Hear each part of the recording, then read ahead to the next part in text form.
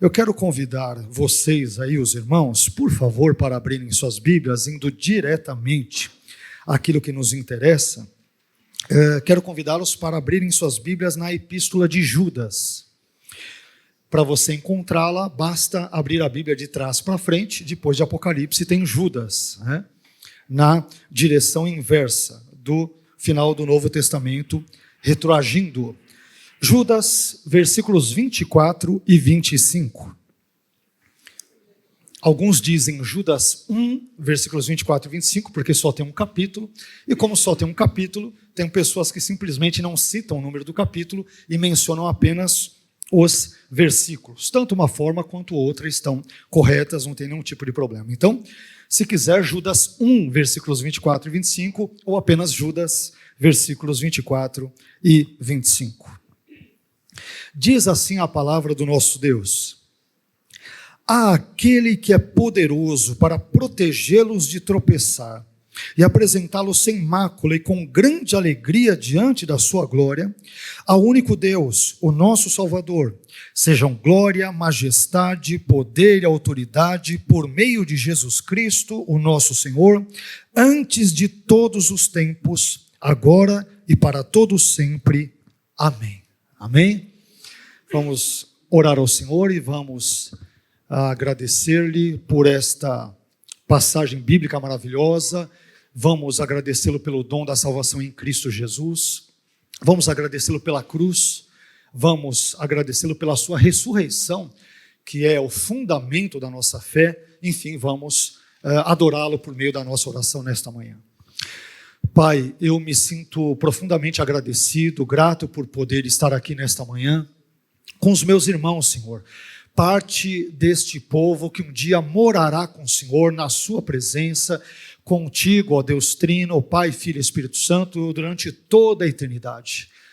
Senhor, esta é uma promessa que a nossa mente, o nosso intelecto, simplesmente o nosso raciocínio, a nossa razão não conseguem captar de tão grandiosa que é esta maravilhosa e gloriosa promessa.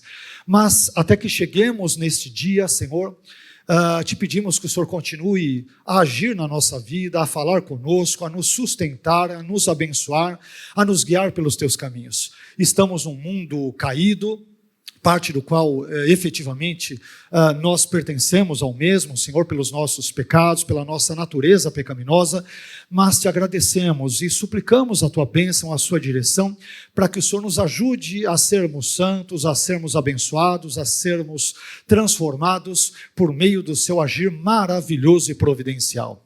Acabamos de ler uma parte importante da sua palavra, e te pedimos, Senhor, que o Senhor nos desperte, que o Senhor venha mais uma vez nos impactar por meio da sua palavra, que a sua palavra nos levante, nos erga, nos anime, nos revigore, nos restaure, nos transforme, de modo que sejamos abençoados nesta manhã ao ouvi-la e que por meio da mesma também sejamos transformados e tenhamos condições de dar continuidade na nossa jornada cristã. Fique conosco.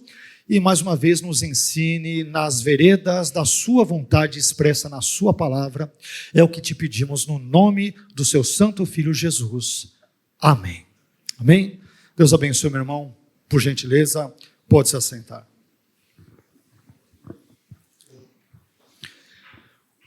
O tema da nossa mensagem na manhã de hoje, né, pensando que estamos na noite, o tema da nossa mensagem nesta manhã é uma maravilhosa doxologia. Calma que eu já vou explicar esse palavrão. O tema da nossa reflexão é uma maravilhosa doxologia.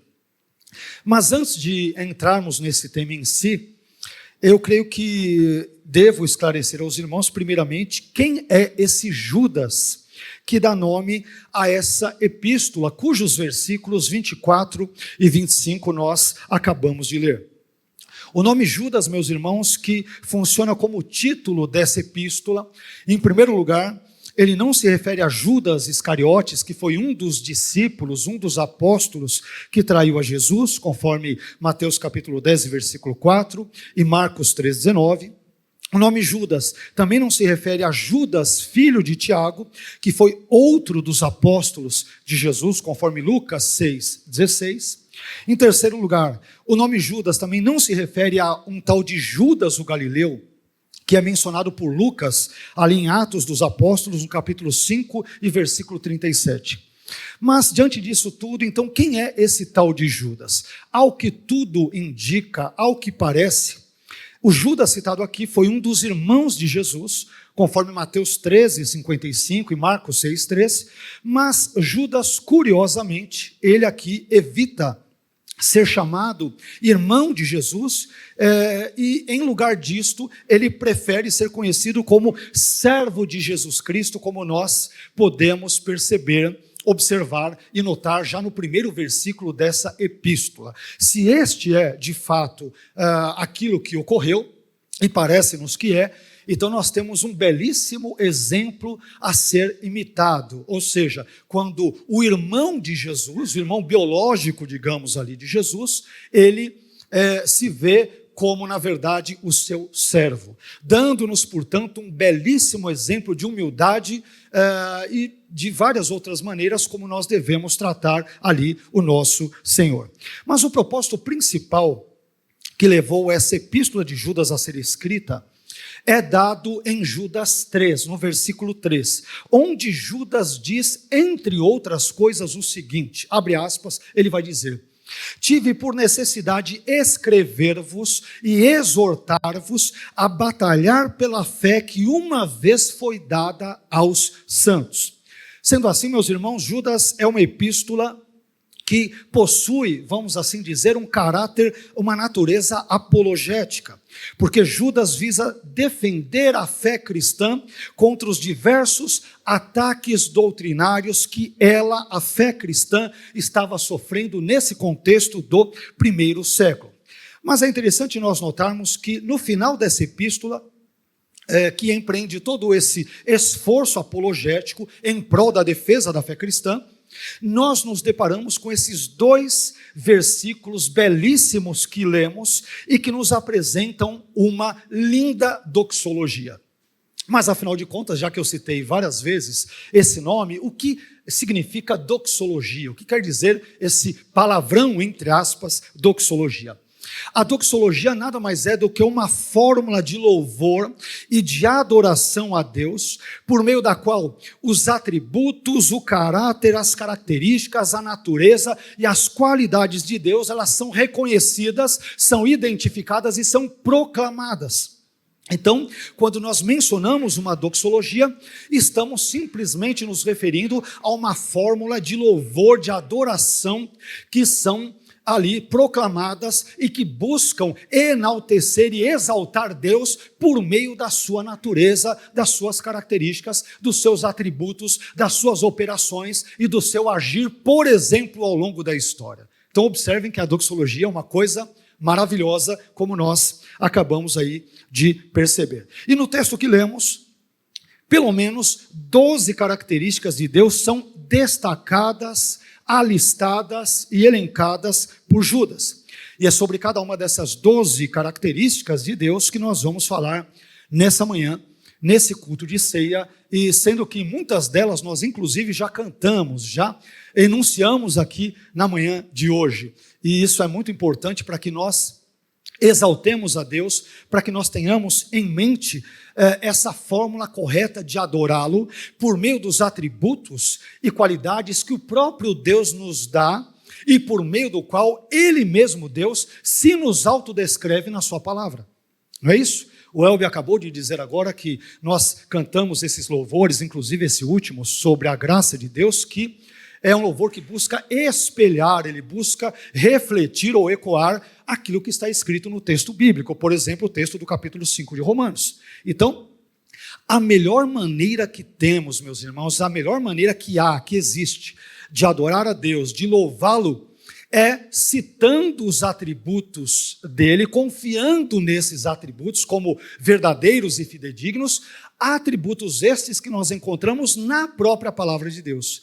Olha que interessante, é o próprio Deus quem se nos autodescreve para que aprendamos como ele deve ser adorado.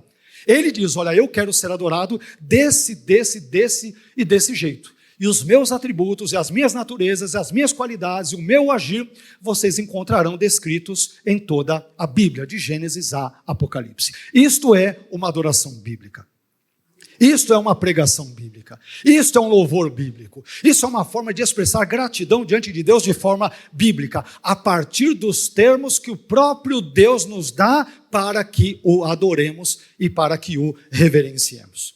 Tendo dito isto, vamos ver então cada uma dessas características presentes nesse texto, que são maravilhosas, são singelas, mas nos dizem muito sobre o Deus a quem nós servimos e aquilo que Ele faz em nossas vidas, guardando-nos, protegendo-nos, abençoando-nos e assim por diante. Mas em primeiro lugar, meus irmãos, lendo os versículos 24 e 25 de Judas, esse finalzinho de Judas, essa maravilhosa doxologia de Judas, eu aprendo em primeiro lugar que Deus é poderoso para nos guardar contra os tropeços.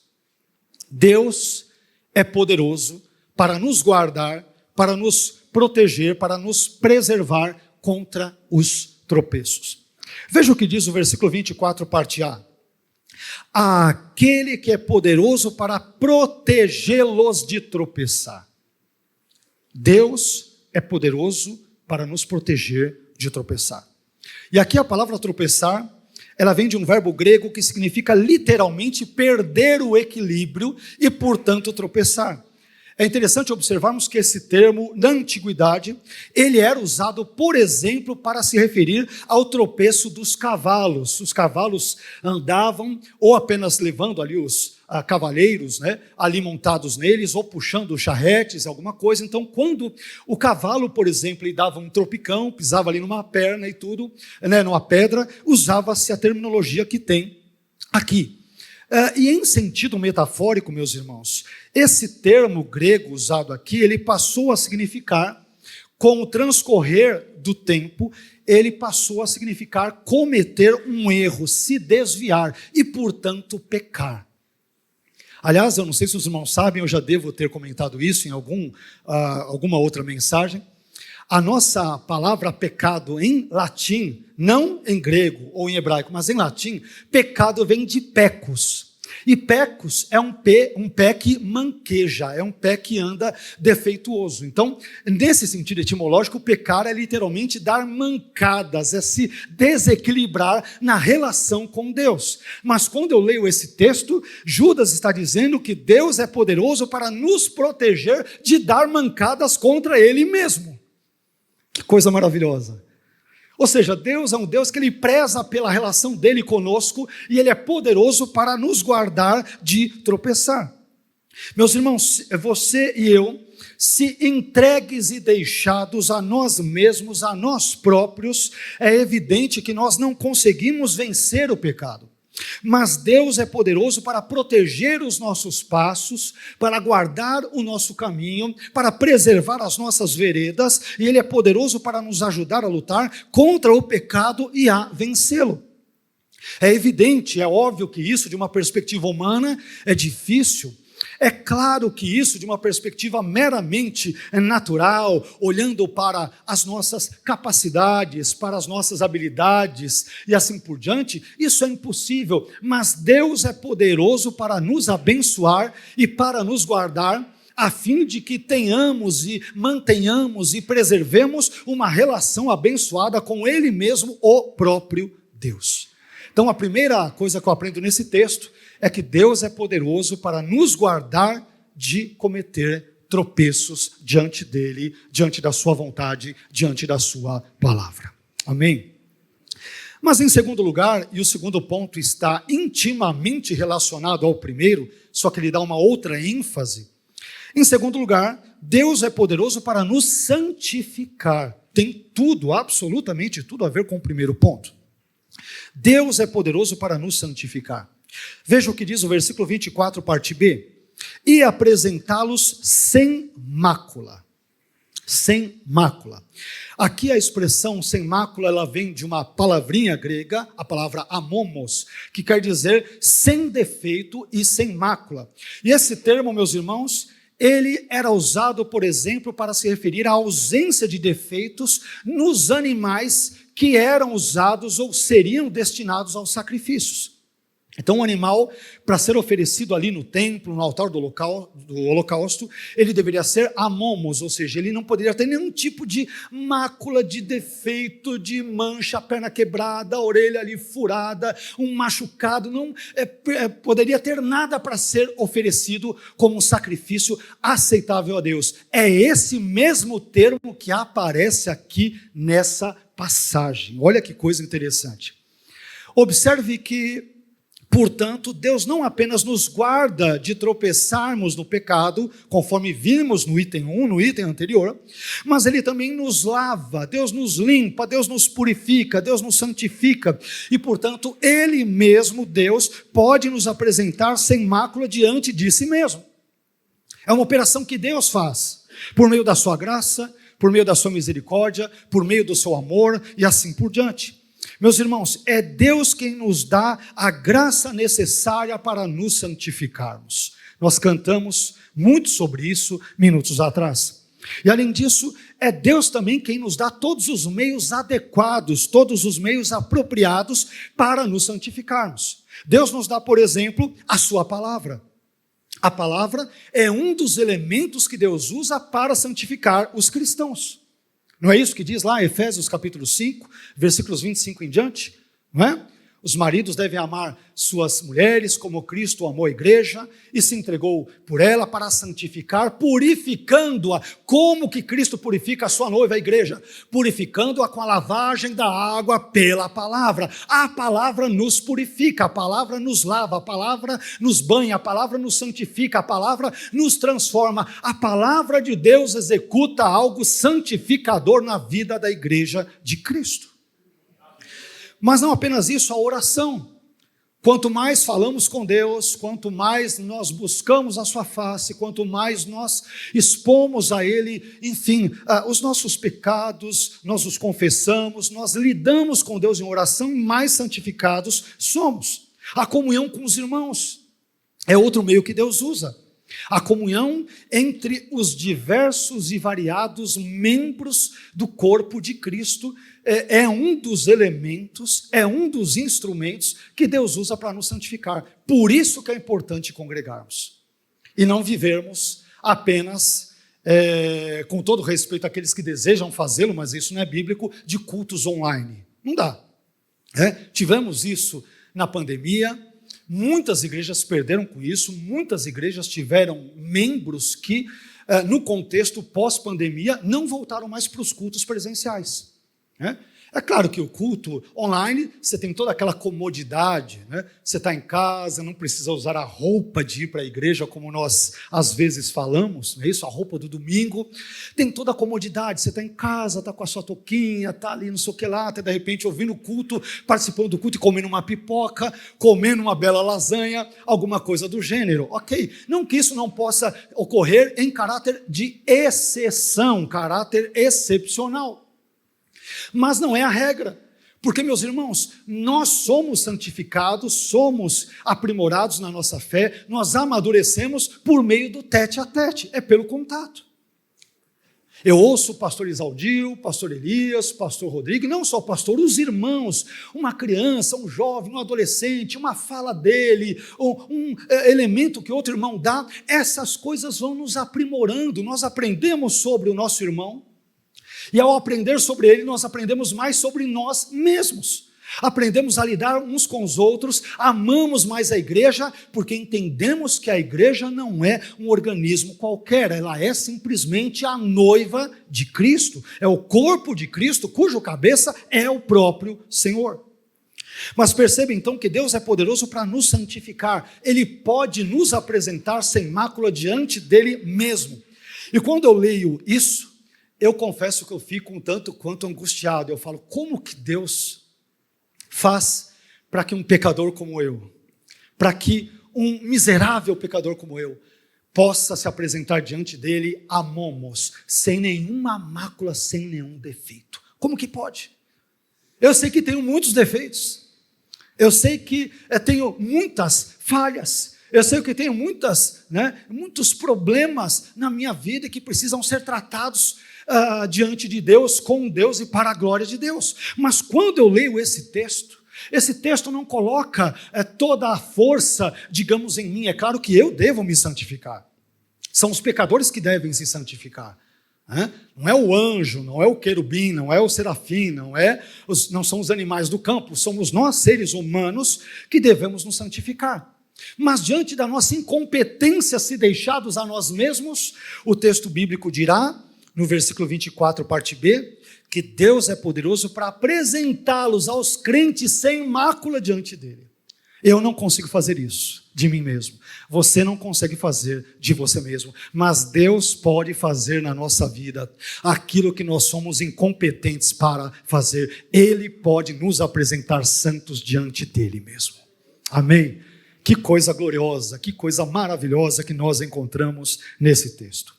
Isso permite-nos avançar um pouco mais e chegarmos a um terceiro item, muito importante nesse texto e muito importante nos dias em que nós vivemos. Em terceiro lugar, meus irmãos, Deus, ele também é poderoso para nos conferir grande alegria. Deus é poderoso para nos conferir grande alegria. Versículo 24, parte C. E com grande alegria. E com grande alegria. Estou lendo aqui a NVI 2023. Aqui a expressão grande alegria, ela traduz outra palavrinha grega que significa exultação, júbilo, intensa alegria.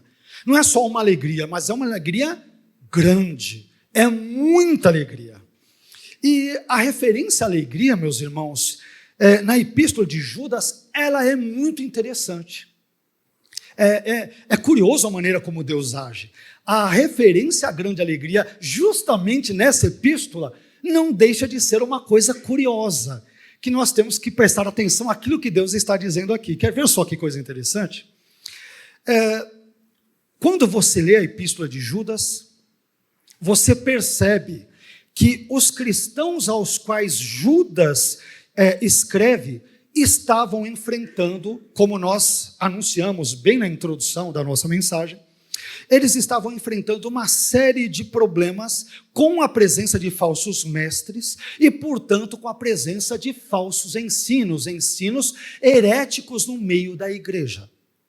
Qualquer igreja que tenha passado por esse sufoco, você tenta pregar a verdade e alguém se infiltra, começa a trazer uns ensinos estranhos, a igreja fica com dúvida, e aí de repente um se desvia, outro esfria na fé. Então, um dos maiores problemas da igreja, ao longo dos seus 2000 anos de existência, é o problema que envolve a maneira como lidamos ou tratamos ou combatemos falsos mestres e, portanto, falsos ensinos.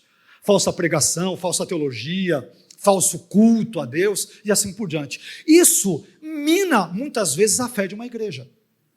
Isso entristece a igreja, e me refiro aqui à igreja local, é claro, Então, meus irmãos, em outras palavras, a igreja para a qual Judas escreveu era uma igreja que estava enfrentando desafios, dificuldades e problemas, sobretudo doutrinários.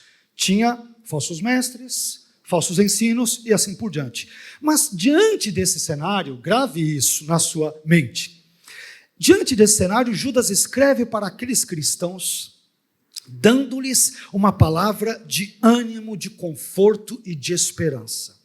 Judas diz para eles que Deus, ele era poderoso para dar-lhes grande alegria, mesmo diante daquele cenário tão adverso que eles estavam enfrentando, tendo que combater falsos mestres e falsas doutrinas. Então é como se Deus dissesse por meio de Judas: ô igreja local, eu sei que a vida de vocês está ruim. Eu sei que tem falsos mestres ensinando bobagens. Eu sei que os ensinos ali, a teologia, as pregações, os ensinos, muitas vezes estão indo de mal a pior. Mas não se entristeçam diante disso, porque mesmo num contexto tão desfavorável, Deus pode proporcionar-lhes grande alegria, onde vocês menos imaginam de onde ela possa vir. É um Deus que alegra a sua igreja, que anima a sua igreja, que fortalece a sua igreja, Ele consola a sua igreja, Ele levanta o ânimo da sua igreja. Deus está preocupado com a sua igreja, com a igreja dEle. E Ele cuida dela. e Ele a alegra, e Ele a anima, e Ele a incentiva, e Ele a revigora, e Ele a fortalece. Meu irmão, ânimo com Jesus, fique firme com Jesus, confie em Jesus, não se afaste de Jesus, se apegue a Jesus, se agarre em Jesus, fique firme com Jesus. As lutas podem ser grandes, podem ser tamanhas, podem vir de várias direções, podem ser emocionais, podem ser doutrinárias, podem ser de vários âmbitos e de várias perspectivas, mas Deus é poderoso para nos dar grande alegria em meio a grande dor e em meio a grande sofrimento. Que palavra maravilhosa que Deus dá para uma igreja que estava sofrendo, por exemplo, com os falsos ensinos naquele contexto de quase 2000 anos atrás. Mas em quarto lugar, também aprendo lendo esse texto que Deus é poderoso para nos apresentar diante da sua glória. Versículo 24, parte D, diz exatamente isto, seguindo novamente a NVI 2023. Diante da sua glória. Meus irmãos, eu gosto muito da forma como Charles C. Riley, ele define a glória de Deus. A glória de Deus quando a gente fala de glória de Deus, eu até imagino que muitas vezes os cristãos em geral, até cristãos velhos, eu diria de igreja, podem ter uma certa dificuldade em definir. Você fala glória de Deus, ok, mas isso é exatamente o quê? Porque glória é um conceito abstrato. Não é uma coisa palpável, com perdão pela redundância, mas eu gosto da forma como Charles Riley, ele define a glória de Deus. Segundo Riley, a glória de Deus é a manifestação de qualquer um dos seus atributos. Em outras palavras, é a manifestação de Deus ao mundo. Assim, diz Riley, as coisas que glorificam a Deus são coisas que mostram as características do seu ser, ou seja, do ser de Deus, para o mundo. Isso significa dizer, meus irmãos, que nós podemos ver a glória de Deus quando Deus age. Quando, por exemplo, Deus ama, quando Deus corrige, quando Deus cria, quando Deus cura, quando Deus perdoa, quando Deus pune, quando Deus transforma e assim por diante. Enfim, quando Deus age na história, de uma forma ou de outra, Ele sempre está manifestando a sua glória e, portanto, um ou mais dos seus gloriosos, eternos e inigualáveis atributos. Quando eu leio em João 3,16, Deus amou o mundo de tal maneira, eu vejo a glória de Deus por meio do seu amor. Quando nós cantamos, por meio de um homem entrou o pecado no mundo, mas por meio de outro homem santo, perfeito, sem mácula, que morre na cruz por nós, veio a redenção para toda a humanidade, isso aponta para a glória de Deus. O Deus da Bíblia é um Deus que ama, é um Deus que cura, que se compadece, é um Deus que perdoa, é um Deus que salva, é um Deus que transforma, é um Deus que regenera, é um Deus que dá um novo nascimento para os seus filhos e filhas, enfim, e por tudo aquilo que Deus é e faz, Ele é digno de ser, portanto, glorificado. Isso traz glória a Ele, porque um ou mais dos seus atributos gloriosos estão sendo manifestos na humanidade, para não dizer no universo, ao longo de toda a história. Amém? Mas depois disso, em quinto lugar, lendo esse texto também aprendo que Deus é único. Versículo 25, indo agora para o versículo 25, parte A. Deus é único. Versículo 25, parte A diz, ao único Deus. Ao único Deus. O Deus da Bíblia, ele é essencialmente único, ontologicamente, na natureza dele, ele é único. Porém, esse Deus que é único, ele se revela ao longo da Bíblia, ao longo da assim chamada revelação progressiva, como um Deus triuno, isto é, que existe, que coexiste, que subsiste em três pessoas distintas, a saber, Deus Pai, Deus Filho e Deus Espírito Santo. E é importante dizermos isto, porque nós cristãos não somos triteístas, não somos politeístas, nós não adoramos a três deuses ou a três divindades entre tantas outras que hipoteticamente existem. Nós adoramos e servimos a um único e mesmo Deus. que não obstante seja único, ele se revela, mais uma vez, por meio de 3 pessoas distintas, Deus Pai, Deus Filho e Deus Espírito Santo. Em sexto lugar, esse Deus único, que se manifesta como Deus triuno, Pai, Filho e Espírito Santo, em sexto lugar, é um Deus salvador. A sexta lição que eu aprendo nesse texto. Deus é um Deus salvador. Versículo 25, parte B. Deus é chamado de o nosso Salvador. O nosso Salvador. Meus irmãos, Deus, ele é chamado de Salvador ao longo da Bíblia por, entre outras, pelo menos 2 razões principais, 2 motivos principais. Primeiro, Deus, ele é Salvador porque ele concede livramentos físicos, emocionais, materiais e temporais ao seu povo. Deus, é importante dizer para os irmãos, quando a Bíblia o chama de Salvador, nós cristãos somos às vezes engraçados, né? No melhor dos sentidos. O crente não pode ouvir a palavra Salvador ou salvação, que ele já remete automaticamente ao conceito da salvação eterna, a salvação da alma, ou seja, a salvação espiritual. Isso é verdade, mas é parcialmente verdadeiro. O que eu quero dizer com isso? Que o Deus da Bíblia salva a nossa alma, ele nos salva o universo, aquela coisa toda, haverá restauração de todas as coisas no final? Sim, isso é bíblico, ok. Mas o Deus da Bíblia também nos salva no sentido de libertar o povo dele com ações concretas, materiais e físicas ao longo da história. É aquilo que nós chamamos em bom português, ou em bom crentez, em bom evangeliquez, a linguagem de crente, né? Irmão, você não sabe o livramento que Deus me deu nessa semana. É o Deus da Bíblia, é um Deus de livramentos. O Deus da Bíblia, meus irmãos, ele intervém na história. O Deus da Bíblia cura. Ele não cura só feridas físicas, ele cura feridas emocionais. O Deus da Bíblia, ele concede vários tipos de livramentos para o seu povo. Quando nós lemos o Antigo Testamento, nós vemos. Ele abre o Mar Vermelho, ele abre ali o Rio Jordão, ele dá livramento até para o profeta dele que é recalcitrante, estou me referindo a Jonas, enviando-lhe um grande peixe para engoli-lo, não para comê-lo, não para matá-lo, mas preservá-lo de morrer afogado em meio ao mar. O Deus da Bíblia é um Deus que dá profundos, grandiosos e verdadeiros livramentos físicos, emocionais e quaisquer outros que sejam. Isto é visto claramente na Bíblia. Mas em segundo lugar, aí sim, Deus é Salvador porque ele também concede a salvação eterna aos pecadores, arrependidos, é claro, através da pessoa e obras do seu glorioso Filho, Jesus Cristo. Então é óbvio que o maior de todos os livramentos, meus irmãos, que Deus nos deu, é o livramento da sua ira vindoura e eterna por causa do nosso pecado, e livramento este que se dá por meio do seu glorioso Filho Jesus. Quando pela graça cremos em Jesus, então a ira de Deus que até então pairava suspensa, com perdão pela redundância, sobre nós, ela portanto é retirada, e nós que estávamos numa relação de inimizade com Deus, nos tornamos pela graça do próprio Deus, amigos e servos do Senhor Jesus Cristo. Isso é uma coisa gloriosa, amém?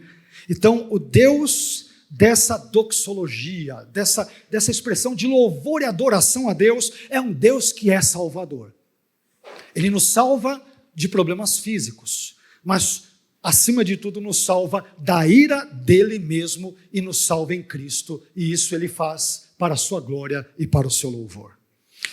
Mas indo um pouco mais adiante, em sétimo lugar, e o sétimo item, ele tem um pouco a ver com um dos itens que mencionamos antes. Aqui, às vezes, Judas, ele repete para efeitos enfáticos aqui no texto, ele quer enfatizar um ponto, então ele repete alguns itens. Em sétimo lugar, Deus é glorioso. Versículo 25, parte C. Sejam glória a esse Deus que é único, que é isso e aquilo, sejam, e ele vai dar vários atributos, né? E o primeiro deles, de novo, é glória. Glória. Em outras palavras, Judas está dizendo, esse Deus que nos salva, que é único, que enviou Jesus, que está nos dando alegria no meio de falsos mestres, de falsos ensinos, esse Deus que está abençoando a nossa vida, esse Deus é digno de ser glorificado. Ele é glorioso, esse Deus. É ou não é? Ele é glorioso. E aqui, meus irmãos, expandindo um pouco mais o que a gente mencionou agora há pouco sobre a glória de Deus, glorificar a Deus significa exaltar a Deus por causa dos seus atributos e das suas obras. Significa enaltecer a Deus em razão dos seus atributos, parte dos quais estamos vendo aqui nesta manhã, e também por causa das suas obras, dos seus feitos, das suas ações, das suas operações ao longo da história. Deus é glorioso e os seus atributos comprovam isso. Deus, ele é digno de toda a glória e as suas obras demonstram isso.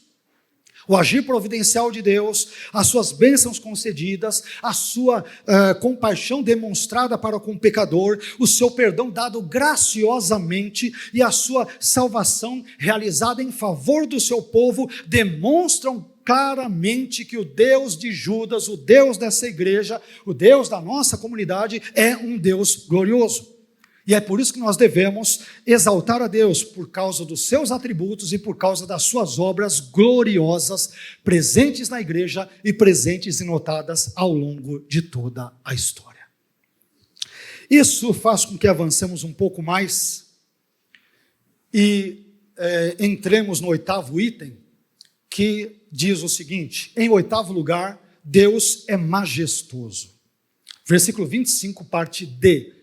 Majestade. A Deus sejam a glória, isso, aquilo e tal, e majestade. Deus é majestoso.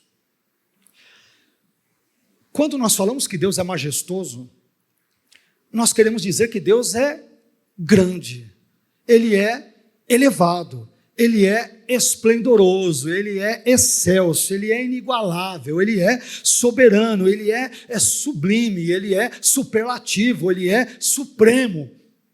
Faltam-nos os adjetivos para qualificarmos tudo aquilo que Deus é. Quando falamos de majestade, isso nos lembra da figura de um rei, não é isso? Que governa, sobretudo de forma justa, de forma correta, de forma que, obviamente, faça com que o seu reinado e o seu governo sejam vistos como justos, como equânimes, aquela coisa toda, e o Deus da Bíblia é assim. Ele é majestoso, porque Ele governa sobre tudo e sobre todos.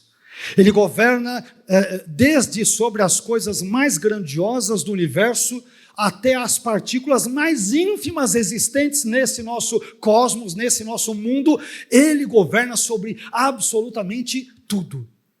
E governa de forma santa, de forma justa, de forma correta. Deus não tem os seus favorecidos, ou também não tem os seus preteridos. Ele não faz acepção de pessoas. Ele é majestoso no seu governo providencial sobre o cosmos, sobre a minha vida, sobre a sua vida. Nós servimos a um Deus que é digno de toda a majestade.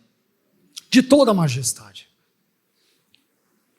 E esse Deus, em 9º lugar, também esse é um dos atributos, uma das características de Deus que é muito enfatizado por Judas. Em 9º lugar, Deus é poderoso. Poderoso. Versículo 25, parte D. D de dado, D de Deus. Né? Poder, poder. O texto diz: ao único, não é isso? Ao único Deus, o nosso Salvador, sejam glória, majestade, poder. Poder.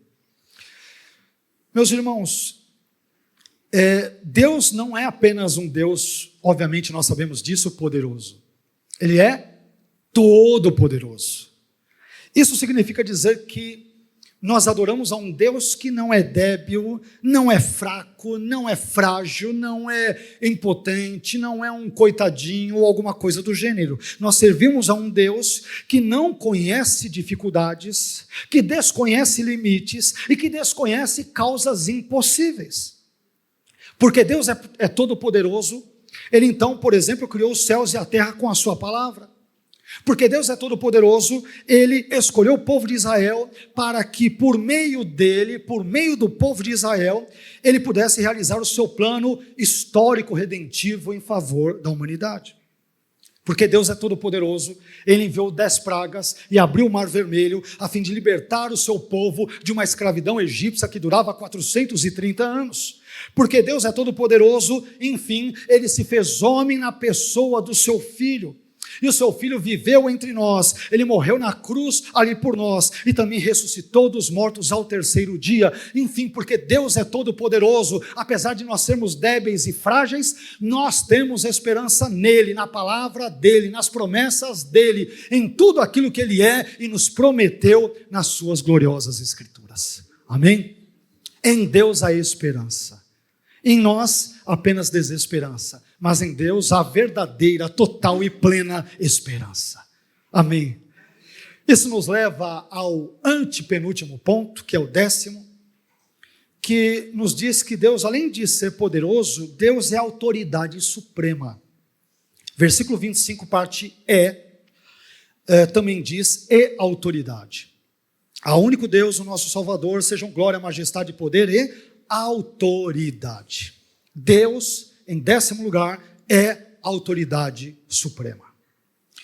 Quando falamos que Deus é a autoridade suprema, queremos dizer com isso, entre outras coisas, que Deus, por ser autoexistente e por ser o Criador e o sustentador, o mantenedor de todas as coisas, de todo o universo, incluindo minha vida e a sua nesse pacote, então, em razão disso tudo, Deus é aquele que tem o direito exclusivo de dar ordens, de impor a sua vontade e de exigir obediência por parte dos seres criados.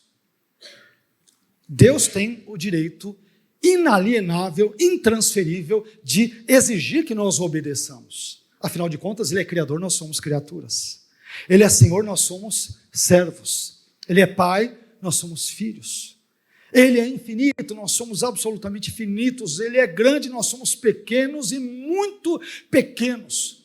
E como autoridade máxima desse universo, Ele exige que nós o obedeçamos. Ele exige que nós prestemos atenção à sua vontade. Ele exige que nós não tratemos de forma leviana a vontade dele expressa na sua palavra. Mas Ele também nos alegra dizendo que a vontade dele é boa, perfeita e agradável. Amém? A nossa vontade é má, imperfeita e desagradável muitas vezes, mas a de Deus é boa, perfeita e agradável. Quando Deus quer algo, Ele sabe o que quer. Quando Ele decide, a sua decisão é correta, é assertiva. Deus não se equivoca, Deus não erra. Deus não tem lapsos. Tudo que Ele faz, tudo que Ele planeja, os seus propósitos, os seus objetivos, o seu agir providencial são perfeitos. E isso, entre tantas outras coisas, faz com que Ele seja a autoridade suprema em todo esse universo. Isso permite-nos que cheguemos no penúltimo ponto, 11º e penúltimo ponto, onde Judas nos diz também que Deus é glorificado através de Jesus. Deus é glorificado através de Jesus. Versículo 25, parte F. F de fé. Olha o que diz aqui. Aquele que é poderoso para fazer isso, isso e aquilo, ao único Deus que é isso, isso e aquilo. Aí no finalzinho quase Judas diz que isso acontece em Deus por meio de Jesus Cristo, o nosso Senhor. Olha que interessante. Então, quando ele diz, sejam a glória, a majestade, poder e autoridade, mas isso se dá como? Por meio de quem? Por meio de Jesus Cristo, o nosso Senhor. Ou seja, em 11º lugar, Deus é glorificado através de Jesus. Através de Jesus. E é interessante observarmos que em João, no capítulo 17, versículo 4, em um trecho da assim chamada oração sacerdotal, Jesus diz para o Pai uma coisa interessante. Jesus diz, eu te glorifiquei na terra, tendo consumado a obra que me deste para fazer. Jesus está dizendo ao Pai, desde a minha encarnação, com as minhas obras, meus ensinos, curas, exorcismos, expulsões de demônios, quando perdoava as pessoas, quando as corrigia, quando montei ali no burrinho, na entrada ali de Jerusalém, quando morri na cruz, quando ressuscitei e quando eu voltar, tudo que eu fiz, faço e farei, Pai, visa trazer glória ao seu nome. Que coisa maravilhosa. Isso significa dizer, mais uma vez, meus irmãos, que quando Jesus se fez homem, ele glorificou ao Pai. Quando ele pregou a mensagem do reino, Jesus glorificou ao Pai. Quando Jesus curou os enfermos, ele libertou os endemoniados, ele glorificou ao Pai. Quando Jesus morreu na cruz pelos nossos pecados, ele glorificou ao Pai. Quando ele ressurgiu dos mortos ao terceiro dia, ele glorificou ao Pai. E quando ele voltar para buscar a sua igreja, ele mais uma vez glorificará o Pai. Só que essa atitude, meus irmãos, de Jesus, não para em Jesus, não finda em Jesus, não termina em Jesus. Ela também transborda para a atitude dos cristãos. Nós cristãos também devemos imitar a Jesus e, portanto, também devemos glorificar ao Pai através do nosso viver diário. E é por isso, aliás, é justamente por isso que o apóstolo Paulo diz no conhecido texto de 1 Coríntios 10, 31, o seguinte: portanto, quer comais, quer bebais ou façais qualquer outra coisa, fazei tudo para a glória de Deus. Jesus viveu para a glória do Pai. E a grande pergunta que fica e que devemos fazer a nós mesmos é se estamos vivendo uma vida que glorifica a Deus ou não. A nossa vida tem sido para a glória de Deus ou não? Ou tem sido para a nossa própria glória, para o nosso próprio deleite? Os nossos planos, as nossas maquinações, maquinação é a palavra mais forte, mais dura, né? Mas me permitam usá-la, mas os nossos planos, maquinações, visam nós mesmos ou visam Deus e a sua glória? Nós aprendemos essa importante lição com Jesus. E por fim, em 12º e último lugar, Deus é aquele que deve ser louvado sempre. Deus é aquele que deve ser louvado sempre. Versículo 25, parte G de glória, né? É aquele que deve ser louvado sempre. Olha o que diz o final do versículo 25. Antes de todos os tempos, agora e para todos sempre. Amém. Judas diz: ao único Deus, o nosso Salvador, sejam glória, majestade, poder, autoridade, tal e tal. Ô Judas, isso deve se dar quando? Antes de todos os tempos. Agora e para todo sempre. Deus, Ele é único, Ele é amoroso, é glorioso, Ele é poderoso, Ele salva, Ele liberta, Ele faz isso e faz aquilo, e com todos os seus infindáveis e gloriosos e maravilhosos atributos, em razão de tudo que Deus é e faz, deve ser louvado ontem, hoje e sempre. Amém? Os vários atributos, meus irmãos, alistados por Judas nessa maravilhosa doxologia, são atributos com os quais Deus é louvado e com os quais Ele deve ser louvado, repito, antes de todos os tempos, agora e para todo sempre. Deus é digno de ser louvado, Ele é digno de ser elogiado. Ele se fez homem na pessoa do seu Filho, para morrer na cruz pelos meus e pelos teus pecados. O que Deus fez por nós, como já dissemos em outras ocasiões, meus irmãos, não é pouco. Tomemos cuidado para não desprezarmos aquilo que Deus fez por nós. Tomemos cuidado para não subvalorizarmos a grandiosidade daquilo que Deus fez por nós, sobretudo para a sua igreja, incluindo aqui, pela graça e misericórdia de Deus, a minha vida e a sua vida. E por isso, e por muito, muito mais que nós não teremos condições de alistar e elencar os feitos grandiosos, infinitos de Deus, Ele deve ser louvado ontem, hoje e para todo sempre. Amém? E nós louvamos esse Deus dessa maneira, nessa manhã, em nome de Jesus. Bem, eu gostaria finalmente de concluir essa mensagem dizendo que hoje nós aprendemos 12 características gloriosas de Deus através de uma maravilhosa doxologia que nós encontramos aqui em Judas, versículos 24 e 25. Nós vimos que, primeiro, Deus é poderoso para nos guardar contra os tropeços. Segundo, Deus é poderoso para nos santificar. Terceiro, Deus é poderoso para nos conferir grande alegria, mesmo em meio às grandes dificuldades da vida. Quarto, Deus é poderoso para nos apresentar diante da sua glória. Quinto, Deus é único. Sexto, Deus é salvador. Sétimo, Deus é glorioso. Oitavo, Deus é majestoso. Nono, Deus é poderoso. Décimo, Deus é a autoridade suprema. 11º, Deus é glorificado através de Jesus. E 12º, Deus é aquele que deve ser louvado para sempre. Porque dele, por ele e para ele são todas as coisas. Glória, pois, a ele. Ontem, hoje e para todos sempre, pelos séculos dos séculos. Amém. Amém? Vamos ficar em pé. Vamos orar. E na sequência nós vamos aqui participar da ceia do Senhor. Senhor, eu quero te agradecer por esta mensagem, por essa maravilhosa doxologia, Senhor. Muito obrigado porque hoje nós ouvimos um pouco mais sobre esses atributos gloriosos do seu Filho Jesus e teus mesmo, sobretudo aqui, teus, ó Deus Pai, e te engrandecemos por isso. Te pedimos que o Senhor abençoe a nossa vida, te pedimos que o Senhor perdoe os nossos pecados, porque aprendemos nesta manhã que o Senhor é poderoso para nos perdoar. O Senhor é poderoso para nos proteger contra tropeços. O Senhor é poderoso para nos preservar sem mácula, nos apresentar sem mácula diante de Ti mesmo.